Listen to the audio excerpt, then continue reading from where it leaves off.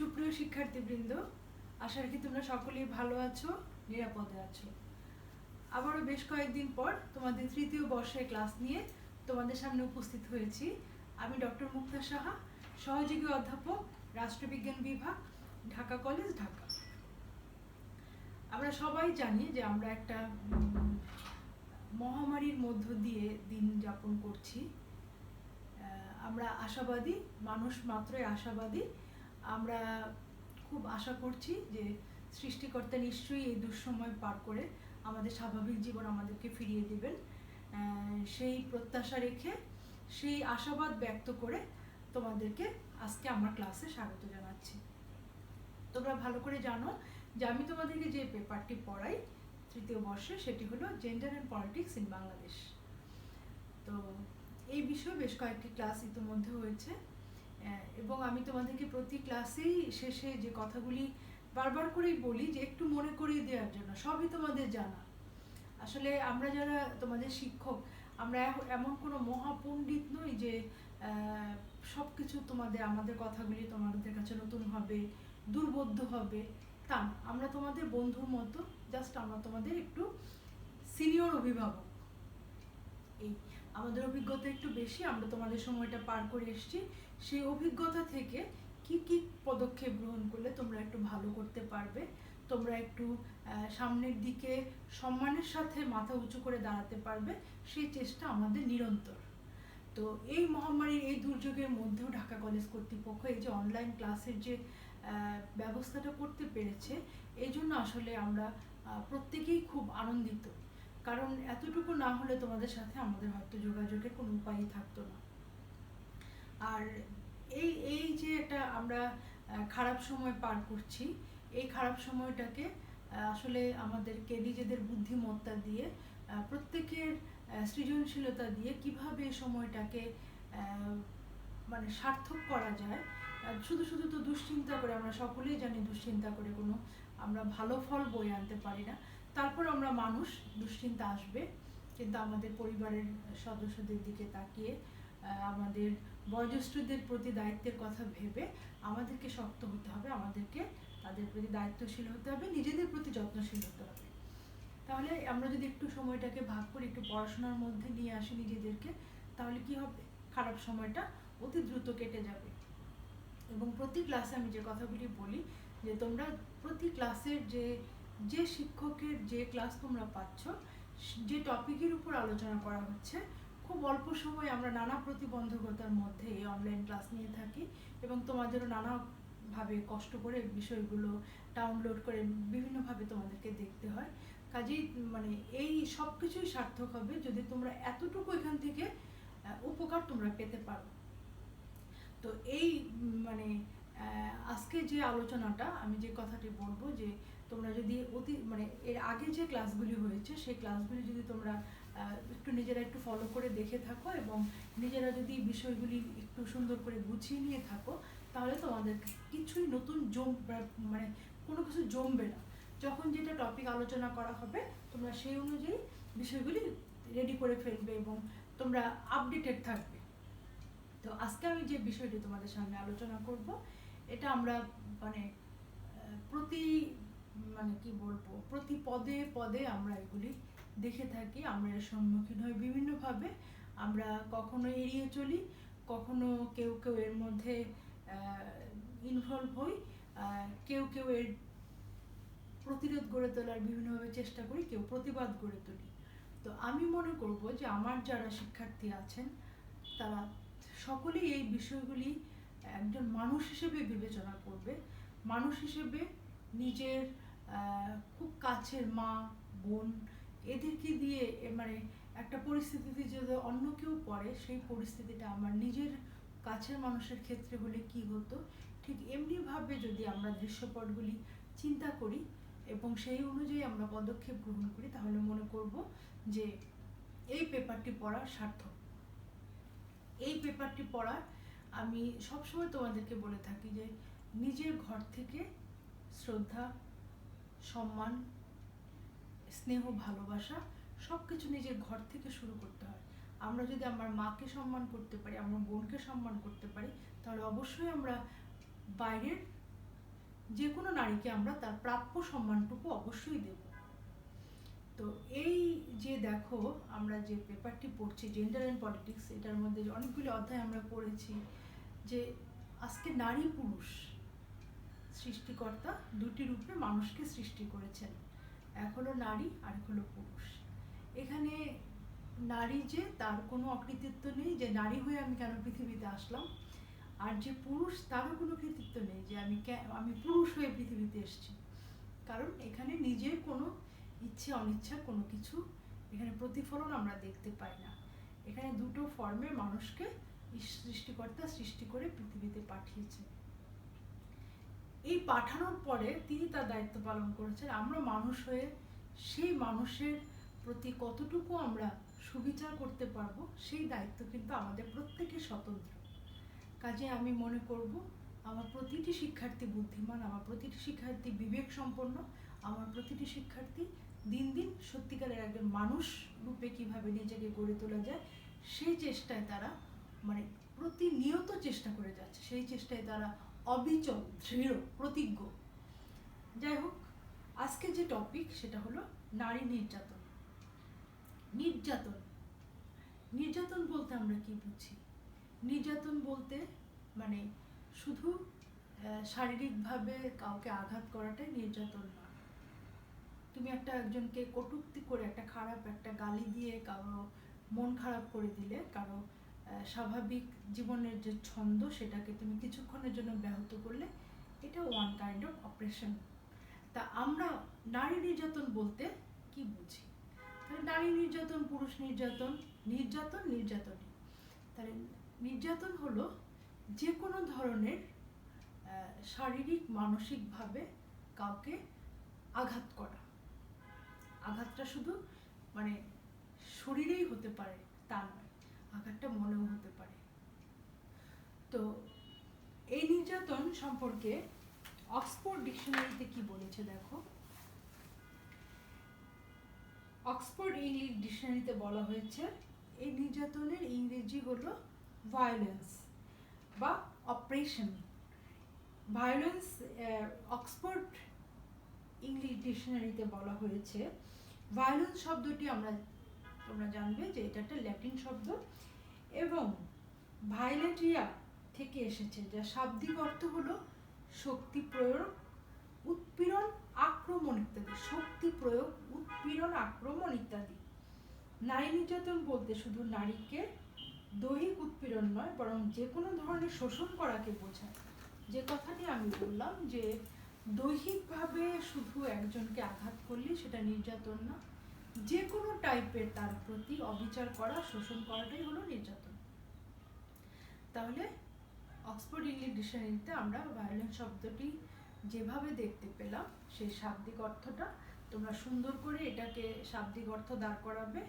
এবং এটা ল্যাটিন শব্দ ভায়োলেটি থেকে এসছে এবং যার কথা মূল বিষয় হলো নারীকে যে কোনো ধরনের উৎপীড়ন করা, শোষণ করা, শারীরিক মানসিকভাবে নির্যাতন।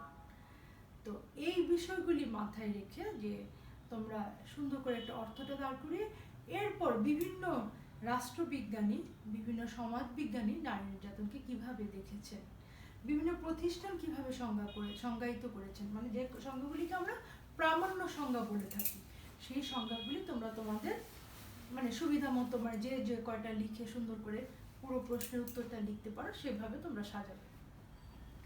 এরপর আমরা চলে যাই নারী নির্যাতনের প্রকারভেদ। যে এই যে নারী নির্যাতন, এই নারী নির্যাতন আমরা তো সাধারণভাবে বললাম যে শারীরিকভাবে নির্যাতন হতে পারে, মানসিকভাবেও নির্যাতন হতে পারে। তাহলে এছাড়া আরও কি কি নির্যাতন হতে পারে সেই প্রকারভেদটা আমরা অ্যাট এ গ্লেন্স, এই যে আমি 14টা প্রকারভেদ লিখেছি, 14টার মধ্যেই এটা কনফাইন্ড হবে তা না, এটা 14টার জায়গায় 28টাও হতে পারে।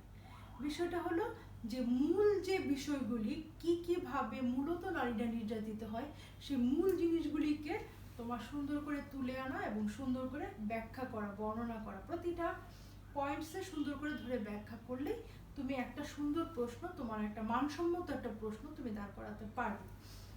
আমরা জানি শারীরিক নির্যাতন লিখে শুধু এটার মধ্যে সুন্দর করে তুমি কিছু ডাটা, কিছু তথ্য যদি এখানে দিতে পারো, তাহলে তোমার বিভিন্ন পয়েন্টসের মধ্যে এগুলো রিচ হবে। বিভিন্নভাবে কিভাবে রিচ করা যায়, অনেক সময় আমরা কি বলে থাকি যে এত ভালো পরীক্ষা দিলাম, আমার নাম্বারটা তো খুব একটা ভালো আসলো না। আবার অনেক সময় মনে হয় যে প্রশ্ন কমন পড়ে নাই, নিজের মতো করে মানে নিজের চিন্তা ভাবনা থেকে যা কিছু পড়া ছিল, যা কিছু অর্জিত জ্ঞান ছিল, সব কিছু মিলিয়ে লিখে দিয়ে এসেছি, প্রশ্ন তো কমন পড়ে নাই। তারপর দেখা গেলো যে যেটা কমন পড়ে নাই সেটাতেই তুমি নিজের মতো করে লিখে ভালো নাম্বার ক্যারি করেছো, আর যে প্রশ্নগুলি তোমার উত্তর পড়া ছিল সেটা তোমার একটু খারাপ হয়ে গেছে। কাজেই তুমি একটা জিনিস মাথায় রাখবে যে এই পয়েন্টসগুলিকে তুমি শুধু এক লাইনের পয়েন্টস না লিখে তুমি পয়েন্টসগুলিকে একটা মানের মধ্যে নিয়ে আসো। মনে করো 14টা থেকে 15টা, বা যে যতটুকু সুন্দর করে যে কতটা স্পিডে লিখতে পারো সে আরো দুই একটা বাড়ালে, বা যার একটু লেখার গতি কম সে আর একটু কমিয়ে আনলে। কিন্তু আমি যে মেইন কথাটা তোমাদেরকে বলতে চাচ্ছি সেটা হলো যে তোমরা যে এই যে পয়েন্টসগুলি লিখবে, এই পয়েন্টসগুলির মধ্যে যেন কিছু না কিছু তথ্য থাকে। যিনি খাতা দেখবেন তিনি তোমার চেয়ে একটু হলেও জ্ঞানী, তিনি কি করবেন, এক নজরে বুঝে যাবে যে তোমার মানটা কেমন, তোমার কোন মানের শিক্ষার্থী, তুমি কেমন পরীক্ষা দিয়েছো, তুমি কতটা পড়াশোনা করেছো কেমন। আমি দেখো যে আমরা যে অনেক বড় বড় ডাক্তারের কাছে অনেক কষ্ট করে অ্যাপয়েন্টমেন্ট করে যাই, ডাক্তার অল্প একটু সময় পেশেন্ট দেখে, প্রেসক্রিপশন করে দেয়, অনেকে আমরা খুব মনে কষ্ট পাই, রাগ হই, কিন্তু তার তো সেটাই তার পেশা। কাজ করতে করতে পেশেন্ট দেখতে দেখতে একটুতেই তিনি বুঝে যান। তবে অনেক সময় আমাদের মানসিক শান্তির জন্য আমরা আরেকটু তার কাছে আরেকটু সময় আশা করি।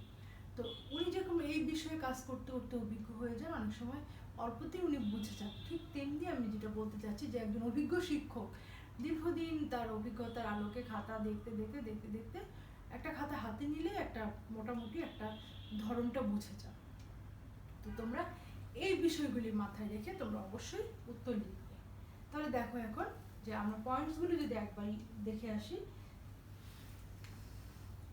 শারীরিক নির্যাতন, মানসিক নির্যাতন, নারী ও শিশু ধর্ষণ, পারিবারিক নির্যাতন, বাল্য বিবাহ, ফতোয়া, যৌতুক প্রথা, অর্থনৈতিক শোষণ, নারী ও শিশু পাচার, আমি সংক্ষেপে লিখেছি, এসিড নিক্ষেপ, নারী হত্যা, কর্মক্ষেত্রে নির্যাতন, আত্মহত্যা, বিভিন্ন সংগঠন কর্তৃক নির্যাতন। আমরা যদি এখন নিচ থেকে শুরু করি, বিভিন্ন সংগঠন কর্তৃক নির্যাতন, বিভিন্ন নারীরা যখন বিভিন্ন পদে পদে নির্যাতনের শিকার হয় তখন তারা কি করে, বিভিন্ন সংগঠনের কাছে যায়। ওইখানে গিয়ে তারা আরেক ধরনের মানে যেহেতু অশিক্ষিত নারীর সংখ্যা এই ক্ষেত্রে বেশি, তারা অন্য ধরনের একটা মানে অর্থনৈতিক হতে পারে, কিছু টাকা পয়সার বিষয় থাকতে পারে যে টাকা নিয়ে আসেন বা এটা করেন ওইটা করেন, এইভাবে বিভিন্ন তাদেরকে বিভিন্ন নিয়ম কানুনে জালে ফেলেও তাদেরকে বিভিন্ন ধরনের সমস্যা, মানে নির্যাতন মানে ওই শারীরিক মানসিক নির্যাতনের বাইরে কিন্তু নির্যাতনগুলি এইভাবে তারা সংগঠন কর্তৃক নারীরা নির্যাতিত হয়ে থাকে। আত্মহত্যা, তার আত্মহত্যা কিভাবে নারী নির্যাতনের একটা পয়েন্ট হতে পারে, সেটা হলো আত্মহত্যা যে নিজেকে হত্যা করলো সেটাই হলো আত্মহত্যা। কিন্তু এমন একটা পরিবেশ তৈরি করা হলো, এমন একটা মানে চতুর্দিক থেকে তাকে প্রেশার ক্রিয়েট করা হলো যে ওই নারীর আত্মহত্যা করা ছাড়া আর কোনো উপায় থাকলো না। আমরা কি দেখি বর্তমানে যে বিষয়টা খুব মানে খুব মানুষকে নাড়া দিচ্ছে, যে বিভিন্নভাবে যে যুব সমাজের মধ্যে যে অবক্ষয়ের একটা চিহ্ন আমরা দেখতে পাচ্ছি, যে নারীদের মেয়েদেরকে বিভিন্ন ফাঁদে ফেলে বিভিন্নভাবে তাদেরকে বিভিন্ন পরিস্থিতির শিকারে তাদের বিভিন্ন ভিডিও করে বিভিন্ন ধরনের অডিও করে সেগুলি ভাইরাল করে দিচ্ছে। এটা একটা নারীর মেয়ের জন্য, বা মেয়েটা হয়তো সত্যি সত্যি একটা ছেলেকে বিশ্বাস করেছিল, সত্যি সত্যি ভালোবেসেছিল, কিন্তু ছেলেটা যে প্রতারণা করেছে মেয়েটা বুঝতে পারেনি।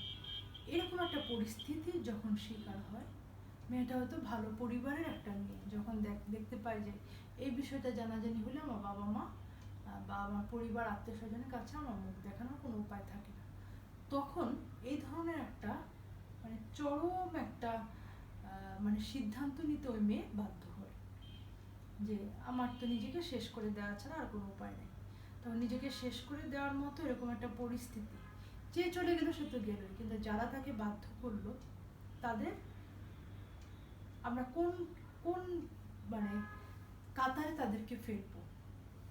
তো এইভাবে নারীদেরকে আত্মহত্যায় করা হয়, মানে তাদেরকে আত্মহত্যা করতে প্ররোচিত করা হয়, বাধ্য করা হয়। এরপরে দেখো কর্মক্ষেত্রে নির্যাতন। কর্মক্ষেত্র সেটা খুব ভালো পরিবেশ হতে পারে, খুব ভালো ভালো চাকরি ক্ষেত্রে হতে পারে, সেটা সরকারি বেসরকারি বিভিন্ন ক্ষেত্রে হতে পারে। এখানে বিভিন্ন ধরনের আমরা অনেক সময় দেখে থাকি, নাটক সিনেমায় গল্প পড়ে থাকি, উপন্যাসে, যে ঊর্ধ্বতন যে কর্তৃপক্ষ তাদের দ্বারা নারীরা বিভিন্নভাবে নির্যাতিত হয়, বিভিন্ন ধরনের। অনেক সময় বেসরকারি ফার্ম যদি হয়, মানে তাদেরকে বিভিন্নভাবে বিভিন্ন ধরনের মানে কি বলবো প্রস্তাবে রাজি হতে হয়, রাজি করতে বাধ্য করা হয়, না হলে চাকরি থেকে ছাঁটাই করা হবে। অথবা এমনও পরিস্থিতি হতে পারে যে মেয়েটার হয়তো চাকরিটা এত বেশি জরুরি তার পরিবারের জন্য, তখন সে চাকরি ছাড়ার ভয়ে হয়তো সে বসের একটা কুপ্রস্তাবে রাজি হয়ে যায়। তো এমনি করে বিভিন্ন ক্ষেত্রে নারীরা বিভিন্ন ধরনের কর্মক্ষেত্রেও হয়তো বাইরে থেকে পরিবেশটা ভালো দেখা যাচ্ছে, কিন্তু ভেতরে এ ধরনের পরিবেশ সৃষ্টি হতে পারে। আসলে এই বিষয়গুলি আমরা যদি মানে ছোটবেলা থেকে আমরা যদি পারিবারিকভাবে একটা শিশুকে গড়ে তুলতে পারি সত্যিকারের মানুষ হিসেবে, যে ছেলে মেয়ে না, একটা মানুষ হিসেবে যদি গড়ে তুলতে পারি, আমরা এই ধরনের বিষয়গুলি থেকে ভবিষ্যতে হয়তো মুক্ত হতেও পারি। আর এই আশা আমাদেরকে রাখতেই হবে যে একজন বস তো একদিনে হয়নি, তিনি একটা পরিবার থেকে এসছে, তারও মা আছে, তারও বোন আছে। তো বিভিন্নভাবে এই যে বিষয়গুলি, এগুলি কতটা দুঃখজনক যে নিজের মেয়ের বয়সী হয়তো বা বোনের বয়সী বিভিন্নভাবে, আর ওই মেয়েটারও হয়তো একটা পরিবার আছে, সুন্দর একটা সংসার আছে। যাই হোক, এইভাবে নারীরা কর্মক্ষেত্রে নির্যাতিত হয়ে থাকে। আর নারী হত্যা ও যে আত্মহত্যার মতো অনেক সময় নারীদেরকে মেরে ফেলে ফ্যানের সঙ্গে ঝুলিয়ে রাখা হলো, মেরে ফেলে বিভিন্নভাবে আত্মহত্যা করেছে বলে সেটা প্রচার করার চেষ্টা করা হলো। আমরা খবরের কাগজ খুললে বা আমরা চোখ কান খোলা রাখলে টিভি টেলিভিশনের বিভিন্ন সংবাদ মাধ্যমে আমরা প্রতিনিয়ত এই ধরনের সংবাদ দেখে থাকি। আরেকটা ভয়াবহ যেটা এসিড নিক্ষেপ, যে হয়তো একটা মেয়েকে প্রেমের প্রস্তাব দেওয়া হলো, মেয়েটা রাজি হলো না, বিয়ের প্রস্তাব দেওয়া হলো, মেয়েটা রাজি হলো না বিভিন্ন কারণে, তাদেরকে এসিড নিক্ষেপের মধ্য দিয়ে তার সারাটা জীবন তার শেষ করে দেওয়া হলো। এটা মানে কোন ধরনের কুরুচিপূর্ণ, কোন ধরনের বর্বর নির্যাতন, এটা বলার অপেক্ষা রাখে না, তোমরা এটা ভাবো। এরপরে পাচার, বিভিন্নভাবে দেখো দেশে বিদেশে নারীদেরকে গ্রাম থেকে তুলে এনে বিভিন্ন প্রলোভন দেখিয়ে, লোভ দেখিয়ে তোমাকে ভালো চাকরি দেওয়া হবে, তোমাকে ভালো কাজ দেওয়া হবে, তোমাকে গার্মেন্টসে ঢুকিয়ে দেওয়া হবে, ভালো একটা পজিশনে তুমি চলে যেতে পারবে আস্তে আস্তে। এইভাবে ফাসলিয়ে এনে মিথ্যে কথা বলে তাদেরকে পরবর্তীতে বিভিন্নভাবে দেশে বিদেশে পাচার করে দেওয়া হয়। অর্থনৈতিক শোষণ, অর্থনৈতিক শোষণ এটা হলো নারী নির্যাতনের মানে খুব একটা গুরুত্বপূর্ণ ধাপ। মানে অর্থ হলো একটা মানে পরিবার, সমাজ, ব্যক্তি জীবন চালাতে গেলে অর্থের কোনো বিকল্প নেই, কিন্তু এই মানে অর্থটা অনেক সময় অনর্থ হয়ে দাঁড়ায় বিভিন্নভাবে। এই অর্থনৈতিক শোষণ, মনে করো যে একটা নারী যদি একটা পরিবারের সারাদিন কাজ করছে কিন্তু তার কোনো নিজের কোনো আয় নেই, সে পরিবারের পুরুষকর্তার উপর নির্ভরশীল, তার অর্থনৈতিক আয় নেই, অর্থনৈতিক ভাবে সে স্বাবলম্বী নয়, তাহলে বিভিন্নভাবে তাকে তার হাজবেন্ডের উপর নির্ভর করতে হচ্ছে। এবং এই সুযোগটা পরিবারের, শুধু হাজবেন্ড না, অন্য যে কোনো অভিভাবক এই সুযোগটা তাকে অর্থনৈতিকভাবে শোষণের মধ্য দিয়ে তাকে বিভিন্নভাবে মানে তাকে একটা বুঝিয়ে দেওয়া হচ্ছে যে তুমি অর্থনৈতিকভাবে স্বাবলম্বী না, তুমি পুরুষের উপর নির্ভরশীল, বা বিভিন্নভাবে নারী যে সারাদিন রাত যে পরিশ্রম করছে এগুলির কোনো আর্থিক মূল্য আমাদের সমাজে দেখা হয় না। কাজে এই অর্থনৈতিক শোষণটা একজন নারীর জন্য খুব লজ্জাজনক, খুব কষ্টে, খুব দুঃখে, খুব মানে আত্মমর্যাদাহীনতার।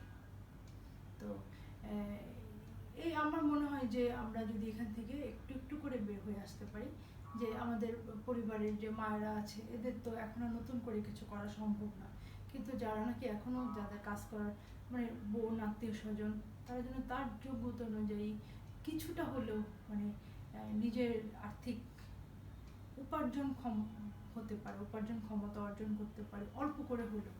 মানে পুরোটা যদি আমরা পুরুষের উপর নির্ভরশীল হয়ে যাই তাহলে আমাদের কিন্তু মানে জীবনটাই আরেকজনের উপরে নির্ভরশীল হয়ে যায় বলে মনে করে। কারণ অর্থনৈতিক স্বাবলম্বিতা ছাড়া আমরা কখনোই নারী স্বাধীনতা আশা করতে পারি না, দাবি করতে পারি না। এরপরে যৌতুক প্রথা তোমরা খুব ভালো করে জানো। এই যৌতুক বিয়ের আগে যৌতুক নেওয়া হয়, বিয়ের পরেও মেয়েদেরকে শ্বশুর বাড়ি বাপের বাড়ি পাঠিয়ে দিয়ে নানাভাবে যৌতুকের জন্য নির্যাতন করে থাকে স্বামী, শ্বশুর শাশুড়ি, দেব ননদ, শ্বশুর বাড়ি। মানে এটা তো আমাদেরকে মানে খুব এগুলির মধ্যে খুব ডাটা দিবে তোমরা, কোন কোন সনে কতজন যৌতুক প্রথার শিকার হলো এইভাবে। তারপরে ফতোয়া, আমাদের তো ধর্মের সব ধর্মের মূল স্লোগান মানুষের কল্যাণ করা, মানুষের ভালো করা, মানুষের মঙ্গল করা। কিন্তু এই যে কিছু ধর্মকে পুঁজি করে ব্যবসা করে যারা এই ফতোয়াটা তৈরি করে, সেই ফতোয়াটা নারীর উপরে গিয়েই বর্তায় এবং মনে করে একটা নারীকে জোরপূর্বক ধর্ষণ করা হলো, সেটা দিয়েও নারী মানে যারা ধর্ষণ করলো তারা কোনোভাবে না কোনোভাবে বেঁচে যায়। যে নারীর একদিকে সে তার জীবন শেষই হয়ে গেলো, ধর্ষিত হলো, আর একদিকে তাকে নানাভাবে বিভিন্ন ধরনের নিয়ম কানুন এই ফতোয়ার শিকার হতে হয়। তারপরে বাল্য বিবাহ, একটা ছেলে তোমরা এখন 3rd ইয়ারে পড়ো, তোমাদের বোনরা যদি এই বয়সে থেকে থাকে, পরিবারে বিয়ের চিন্তা উঠে গেছে, চিন্তা শুরু হয়ে গেছে যে তাকে কিভাবে বিয়ে দিতে হবে, কিভাবে মানে এটা সমাজে আমাদের একটা মানে সামাজিক একটা স্বাভাবিক চিত্র। এই যে এখন মনে করো আর বাল্য বিবাহ তো কথাই নেই, গ্রামে গঞ্জে এখন অনেকটা রোধ করতে পেরেছি আমরা। তারপরে এখনো বিভিন্নভাবে সুযোগ পেলেই অভিভাবকরা বাল্য বিবাহ, একটা ভালো ছেলে পেলো, কবে কোথায় ছেলে পাবো, ঠিক আছে ওটা বিয়েটা পরে, বিয়ের পরে পড়াশোনা পরে, ওটা পরের বিষয়। এইভাবে অনেক মেয়েকে পড়াশোনার ইচ্ছে থাকলেও সে তারা করতে পারে না। পারিবারিক নির্যাতন, যেটা বললাম, শ্বশুর বাড়ির প্রত্যেক সদস্য মিলে কোনো কোনো পরিবারে ওই বউয়ের উপর বিভিন্নভাবে নির্যাতন চালানো হয়, যেটা নাকি শারীরিক হতে পারে, মানসিক হতে পারে। মানসিকভাবে বিভিন্নভাবে বুঝিয়ে দেওয়া যে নিজের মেয়েকে এক ধরনের ট্রিটমেন্ট, এক ধরনের আচরণ, বউয়ের জন্য একরকম। তবে নারী ও শিশু ধর্ষণ যেটা বললাম, আর শারীরিক মানসিক নির্যাতন তো অলরেডি আমি আলোচনা করেছি। শারীরিকভাবে বিভিন্নভাবে এই যে অ্যাসিড নিক্ষেপ থেকে শুরু করে নারীকে বিভিন্নভাবে গায়ে হাত তোলা, বিভিন্নভাবে এই যে অত্যাচার করা, নির্যাতন করা। এছাড়া এই অত্যাচারের বাইরেও যেটা অনেক কষ্টকর নির্যাতন, সেটা হলো মানসিক নির্যাতন। বিভিন্নভাবে নারীদেরকে ছোট করে দেখা, পদে পদে তুমি নারী, তুমি নারী, তুমি নারী, তুমি পারবে না, তোমার সন্তান, তোমার পারিবারিক এই যে হাউসহোল্ড কাজকর্ম এবং সন্তান লালন পালন, এটাই মেয়েদের ধর্ম, এটাই মেয়েদের কর্ম, এটাই এই জন্যই মেয়েরা পৃথিবীতে এসছে, এর বাইরে মেয়েদের আর কোনো জগৎ নাই। এই কথাগুলি শুনতে শুনতে মানে নারীদেরকে এটা একটা শেকলের মধ্যে আবদ্ধ করে ফেলা। তো দেখলে তোমরা যে আজকে আমি খুব মানে চেষ্টা করেছি খুব সহজ করে সংক্ষেপ করে তোমাদের সামনে বিষয়টিকে তুলে ধরতে, যে নারী নির্যাতন বলতে আমরা কি বুঝি এবং নারী নির্যাতনের প্রকারভেদটা কি কি ধরনের হতে পারে। এটা আমি তোমাদেরকে খুব মানে সহজ করে অল্প কথায় কিছুটা বোঝানোর চেষ্টা করলাম। এই বিষয়টিকে তোমরা আরো 2-3টা বই নিয়ে বিষয়টাকে আরো বিস্তারিতভাবে মানে ডিটেলসে পড়ে তোমরা এটাকে নোট করে ফেলবে এবং তোমরা এটাকে প্রস্তুত করে ফেলবে। এবং বারবার করে যে কথাটি বলছি, যে যে পয়েন্টে ডাটা দেওয়া সম্ভব, মানে তথ্য যে এত সনে এই নারী নির্যাতন হয়েছে, এসিড নিক্ষেপ হয়েছে, এই তথ্যগুলি তোমরা মানে তথ্য সমৃদ্ধ করে প্রশ্নটার মানটাকে তোমরা বাড়িয়ে তুলবে। এবং আমি আশা রাখি যে এই প্রশ্নটা যদি তোমাদের পরীক্ষায় আসে, তোমরা যদি এটা মানে উত্তর লিখো সুন্দর করে, একটা সুন্দর প্রশ্ন তোমরা দাঁড় করাতে পারবে। আমি চেষ্টা করেছি আমার মতো করে, বাকিটা তোমাদের হাতে। তো তোমরা আগামী ক্লাসে দেখা হবে। তোমরা ভালো থাকো, সুস্থ থাকো, নিরাপদে থাকো, নিজে ভালো থাকো, পরিবারের সদস্যদের ভালো রাখার চেষ্টা করো। শুভরাত্রি।